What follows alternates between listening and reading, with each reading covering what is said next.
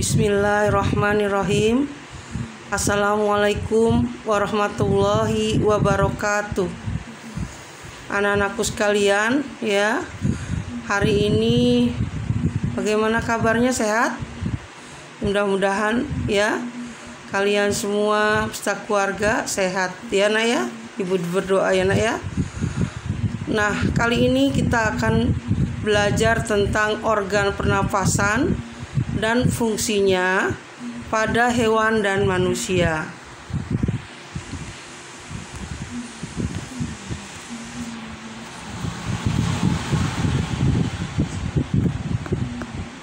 Ya.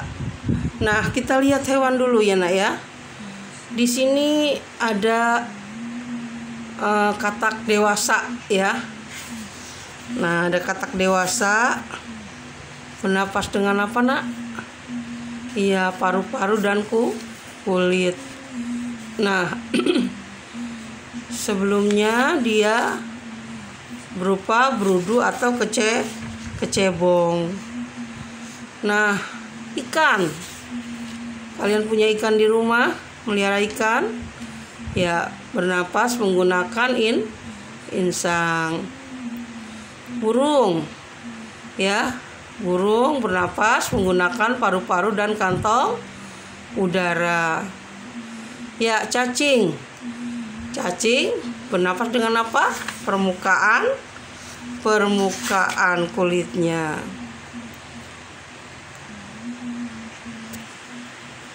Baik, Ibu akan jelaskan di sini tentang katak muda atau berudu ya. Lihat gambarnya ada ya nak ya. Katak muda atau berudu menggunakan insang untuk mengambil O2 yang terlarut dalam air. Setelah berumur lebih kurang 12 hari ya, insang di luar diganti dengan insang dalam. Setelah minggu ke-12, katak muda masih memiliki ekor, tetapi sangat pendek ya. Pada fase ini katak muda mulai meninggalkan perairan dan mulai ke daratan. Perubahan tidak hanya terjadi di luar tubuh, tapi juga di dalam tubuh ya. Insang yang digunakan untuk bernapas hilang dan digantikan dengan paru-paru. Nah, begitu dewasa ya, katak bernapas dengan menggunakan paru-paru dan kulit. Ya, lihat ikan sekarang ya. Nah, kalau kalian lihat di halaman 4 ya, di buku subtema B ya, di situ terjadi proses pernapasan ikan ya, terdiri dari 2 tahap. Yang pertama adalah inspirasi. Ya, apa sih? Ya, inspirasi itu air masuk melalui mulut ya. Lalu tutup insang itu menutup ya, sehingga air mengalir ke dalam insang. Yang kedua, ekspirasi, yaitu mulut ikannya ya menutup ya, tutup insangnya membuka. Jadi terbalikan dari tadi inspirasi ya, air mengalir keluar melalui lembaran insang. Nah, pada saat ya tersebut terjadi pertukaran gas, yaitu darah melepaskan karbon dioksida ke dalam air dan mengikat oksigen dari air. Nah, kita lihat lagi di sini. Insang ikan itu terdiri dari lengkung insang. Ada ya gambar sebelah kiri kamu situ ya.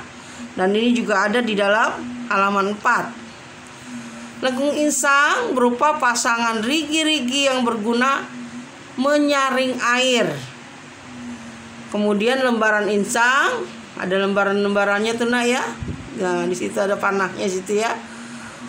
Berupa lembaran berbentuk sisir yang berwarna merah atau mengandung banyak pembuluh darah sebagai tempat pertukaran karbon dioksida dan oksigen. Nah, sekarang kita belajar tentang hewan lain yaitu burung ya. Alat pernapasan burung yang pertama adalah paru-paru. Nah, sebelah kanan kalian ya, Ibu gambarkan di sini. Digunakan saat istirahat atau tidak terbang. Nah, kalau tidak terbang ada di bawah, dia menggunakan paru-paru. Yang kedua, menggunakan kantong udara ya. Jadi pada saat terbang dia bernapas dengan kantong udara. Fungsinya apa? Menyimpan cadangan udara saat terbang. Ketika terbang ya, burung itu sesekali mengepak-ngepakkan sayap. Pernah lihat kan? Dan sesekali merentakkan sayap. Ini dilakukan untuk mengolah udara dalam tubuhnya. Nah, sekarang hewan lain, cacing tanah ya. Cacing tanah bernapas melalui permukaan kulitnya. Nah, kalian pernah melihat cacing kan? Di dalam cacing yang suka keluar dari dalam tanah. Nah, licin gitu bentuknya ya nak ya. Ada yang panjang, ada yang pendek. Di permukaan kulit cacing tanah itu nak, terdapat banyak sekali pembuluh darah dan menghasilkan lendir. Kondisi kulit yang selalu lembab inilah yang membuat proses penyerapan oksigen berlangsung dengan lebih baik. Nah, coba lihat gambar sebelahnya di situ ya. Oksigen yang diserap melalui kulit akan langsung diikat oleh hemoglobin yang terkandung dalam darah cacing untuk diedarkan ke seluruh tubuhnya. Gas hasil respirasi yaitu karbon dioksida dikeluarkan kembali juga melalui permukaan kulit ya. Nah, ini lihat gambarnya. Dia mempunyai kepala, ada faringnya juga, ulat sarafnya ya. Tubuhnya terdiri ruas-ruas cincin ya. Nah, sekarang kita belajar tentang kita nih, pernapasan manusia. Tadi hewan ya. Tadi hewan, sekarang kita belajar tentang cara organ pernapasan manusia. Nah, ada di halaman 8 ya nak ya, bisa dilihat. Organ pernapasan manusia adalah paru-paru. Nah ya, di sini bernapas melalui hidung, kemudian ada trakea, bronkus dan bronkiolus ya. Ya, kemudian di sini ada diafragma dan alveolus ya. Alur pernapasannya pertama ya anak-anakku sekalian, ketika udara masuk melalui hidung ya, ada kemudian masuk ke dalam rongga hidung, kemudian melalui lagi trakea, melalui lagi bronkus, kemudian paru-paru. Apa sih fungsi organ-organ pernapasan manusia? Ya, hidung untuk apa? Kan di situ suka ada ini ya, bulu-bulunya itu menyaring debu dan kotoran ya. Penyesuaian suhu udara. Jadi dalam hidung itu kan kita lihat Allah memberikan hidung pada kita ya, di dalamnya terdapat bulu-bulu ya. semua juga ya kita lihat alis ya. Ini bukan berbicara nih, pernah ibu contohkan, semua Allah berikan itu pasti ada gunanya ya. Apa sih gunanya bulu mata ya, ada alis ya, semua yang berbulu-bulu itu tentu ada gunanya. Nah hidung nih, hidung kita, coba hidung kita kalau tidak ada bulunya tentu debunya langsung masuk ya ke dalam hidung, kotorannya yang kalau kita keluar ya, udara ya, melalui udara. Kemudian trakea, penghubung antara hidung dan paru-paru. Nah, paru-paru terdiri dari bronkus. Apa sih bronkus? Nah, tadi Ibu belum jelaskan ya.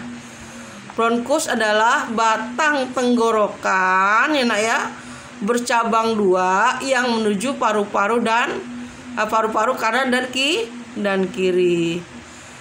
Kemudian bronkiolus itu cabang dari bronkus. Alveolus berada di ujung bronkiolus, berfungsi sebagai tempat pertukaran oksigen dan karbon dioksida. Jadi ketika manusia bernapas, anak-anakku menghirup oksigen atau inspirasi, kemudian proses pernapasan manusia menghasilkan energi ya, karbon dioksida dan uap air. Nah, kita lihat di sini gambarnya ya nak ya. Terakhir ya, bagaimana proses pernapasan manusia ya, menghirup, prosesnya menghirup udara ya. Tadi melalui apa? Iya, melalui hidung. Kemudian proses mengeluarkan udara. Jadi ketika proses inspirasi dan ekspirasi melibatkan kontraksi dan relaksasi otot-otot diafragma. Nah, mudah-mudahan materi ini anak-anakku sekalian ya, Ibu belum memberikan tugas untuk materi IPA ini ya, tentang pernapasan, cara kerja pernapasan hewan dan manusia ya. Mudah-mudahan materi ini ya bisa dipahami. Silakan kalian bisa lihat buku subtema 2 ya, sampai halaman 8 ya. Nanti ibu sekalian akan memberikan materi kedua ya nak ya, materi kedua tentang informasi ya. Baik, ibu cukupkan dari materi ini ya. Alhamdulillahirobbilalamin. Subhanakallahumma wa bihamdika asyhadu alla ilaha illa anta astaghfiruka wa atubu ilaik. Assalamualaikum warahmatullahi wabarakatuh.